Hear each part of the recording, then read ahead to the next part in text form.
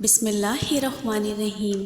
شروع کرتی ہوں اللہ کی بابرکت نام سے جو بڑا مہربان نہایت رحم کرنے والا ہے۔ السلام علیکم، امید کرتی ہوں کہ آپ سب خیریت سے ہوں گے۔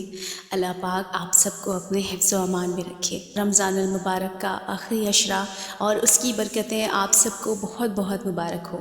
مسلم شریف کی حدیث ہے کہ ام المومنین حضرت عائشہ صدیقہ رضی اللہ تعالیٰ عنہا سے روایت ہے کہ رسول اللہ صلی اللہ تعالیٰ علیہ وآلہ وسلم رمضان کے آخری عشرے میں جس قدر عبادت میں ریاضت و مجاہدہ کرتے، اتنا مجاہدہ دوسرے دنوں میں نہیں کرتے۔ جس طرح رمضان المبارک کے مہینے کو دوسرے تمام مہینوں پر فوقیت حاصل ہے، اسی طرح ماہ رمضان کا آخری عشرہ پہلے 2 عشرے کے مقابلے میں زیادہ فضیلت رکھنے والا ہے۔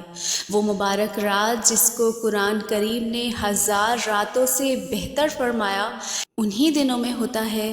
پھر ان ایام کی اہمیت اس لیے اور بھی بڑھ جاتی ہے کہ یہ اس قیمتی اور مبارک مہینے کے آخری ایام ہیں۔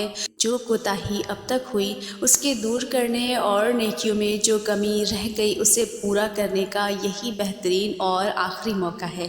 چنانچہ رسول اللہ صلی اللہ تعالیٰ علیہ وآلہ وسلم رمضان المبارک کے آخری 10 دنوں میں عبادت وغیرہ کا اہتمام بہت زیادہ فرمایا کرتے اور دوسروں کو بھی اس کی ترغیب و تاکید کرتے۔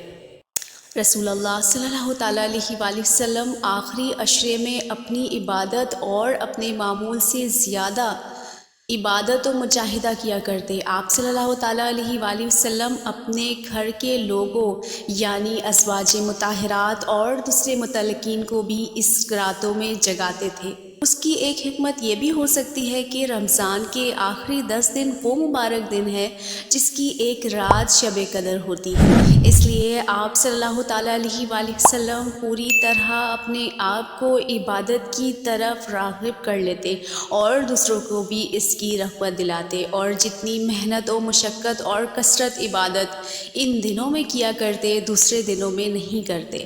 دراصل شب قدر کو مخفی رکھنے کی ایک حکمت یہ بھی ہو سکتی ہے کہ اس کا متلاشی اور متمنی اس کو حاصل کرنے کے شوق میں سارے ماہ رمضان کی راتوں میں نہ صحیح، آخری عشرے کی راتیں کم سے کم اس کی طاق راتوں میں اللہ رب العزت کی یاد اور اطاعت و عبادت میں گزار دے اور اسی بہانے شب قدر بھی نصیب ہو جائے۔